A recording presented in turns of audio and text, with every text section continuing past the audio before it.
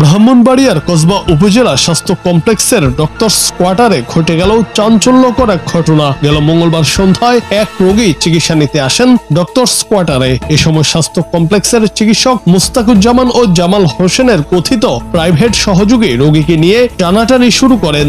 এক পর্যায়ে তারা বাকবিতণ্ডায় জড়ান। কিছুক্ষণের মধ্যেই বাকবিতণ্ডাকে কেন্দ্র করে ওই কথিত প্রাইভেট সহযোগীরা তাদের নিজ নিজ লোকদের খবর দিলে তারা এসে ঝামেলায় জড়ান।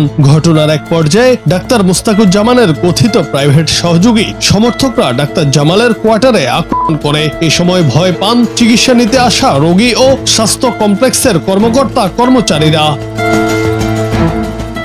স্থানীয়রা জানান, এই দুই চিকিৎসকের কথিত সহযোগী দালালদের মধ্যে রোগী নিয়ে টানাটানি প্রায় হয়। মঙ্গলবার সন্ধ্যায়ও এমন ঘটনা ঘটে। এদের কারণে রোগীরা স্বাস্থ্য কমপ্লেক্সে সেবা নিতে পারে না। একজন রোগী আরেকজন টাইনা নেয়, আরেকজন রোগী একজন টাইনা নেয়, সেই হিসাবে একজন আরেকজনকে মারছে।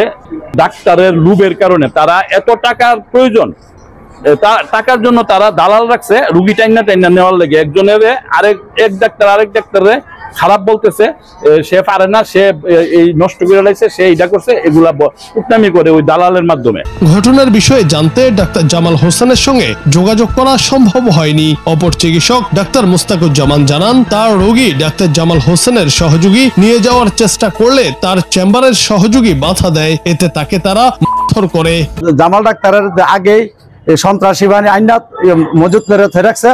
তারপর আমি যাওয়ার সাথে সাথে আমাকে যত মারধর আর আহত করে। আসলে আমি ঘটনাস্থলে উপস্থিত ছিলাম না, বাট আমি যতদূর শুনছি যে একজনের রোগী আরেকজন খুব সুন্দর টানাটানি করে নিয়ে যাচ্ছিল। এগুলো নিয়ে একটু সমস্যা হয়েছিল তোমাদের অ্যাসিস্ট্যান্টদের মধ্যে। পুরো দেখলাম একটা গালিগালাজ এবং একটা হট্টগোল, ধাক্কাধাক্কি এমন একটা আমি এখান থেকে দেখলাম আর কি। দেখলাম আমার অ্যাসিস্ট্যান্ট আসলো, এসে বললো যে এরকম একটা ঘটনা, চাচা একটু মুরব্বি লোক ওয়েট করতেছে, আপনাকে দেখাই দিন।